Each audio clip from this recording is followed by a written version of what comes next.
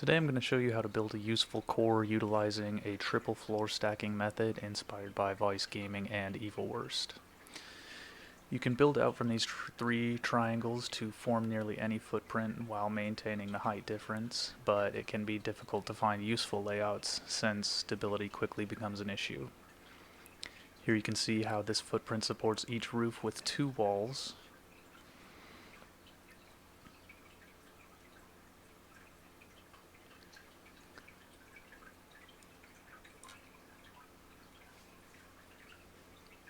while one wall will only support 1 to 2 sockets.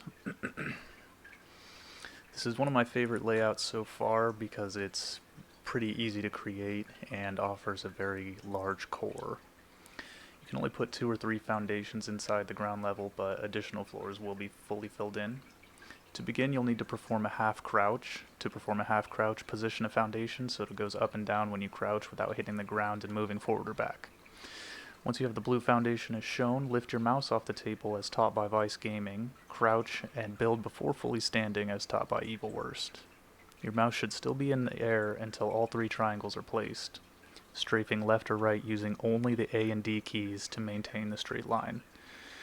It doesn't matter which side you do next, simply fully crouch or fully stand to place them. Strafe away from the first block until the connection is broken, then strafe back until they are touching. If you look carefully, you can see that the block will stick for a moment before becoming red again. Doing the lowest piece next is easier, as your avatar will move slower. Practice this a few times and set it, then repeat on the opposite side. Once the 3 triangles are down, you can put your mouse down and build 3 walls to check the gaps. That first gap was too big and will cause problems later.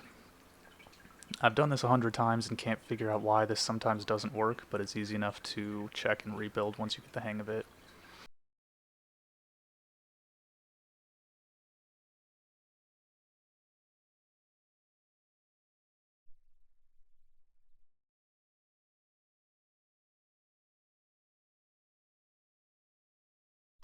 These tiny gaps are okay and you can safely start the build. Start by building 9 additional triangles from the center and destroying all but the 2 ends as shown.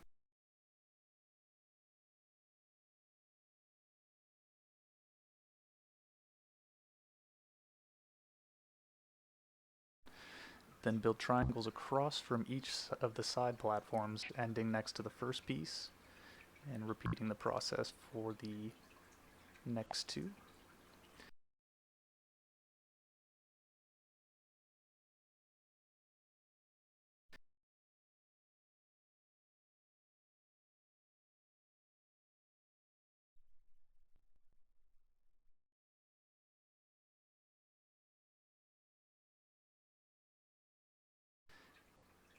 And finally, build from the middle triangle to place the last foundation. Double check that you can place all the walls and begin upgrading.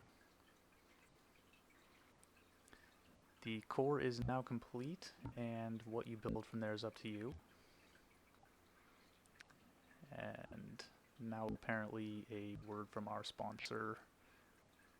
Thanks, Bandicoot. Your product may be crappy, but it is free. Here I show a cute little solo base around this core.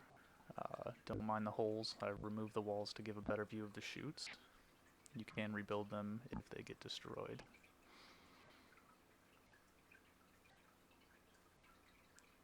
But apparently not from the inside. After entering the single door and 2 ladder hatches, there's a small living space with everything you'd need for a wipe, including both workbenches and a locker. Moving towards the core, we have another door with 3 ladder hatches and a double stability bunker.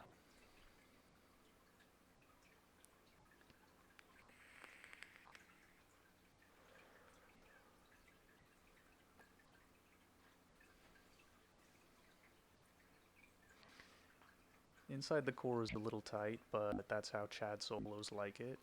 You got your sleeping bag to spawn inside and break the bunker. It opens like all others, but building and sealing it has to be done specifically. It'll only work if you place the entrance on the highest of the 3 foundations. Place both twig half walls, and then build 2 armored floor tiles on the lower wall.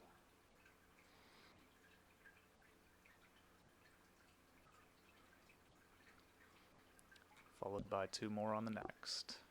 It works just fine with the wall in place too.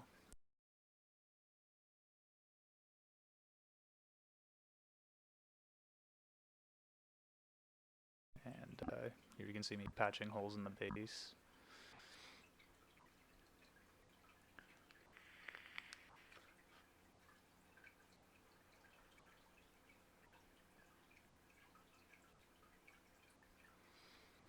That ladder hatch might be a problem if you ever need to repair, so maybe just do 1 since it's not a loot room anyway.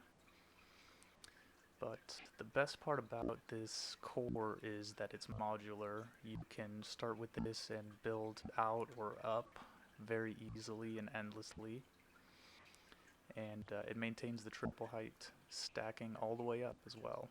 All of these bases are based around this concept. So really it's suitable for anyone from a solo to a massive Zerg. You know, just build as much as you need. And I hope to see some interesting builds from this.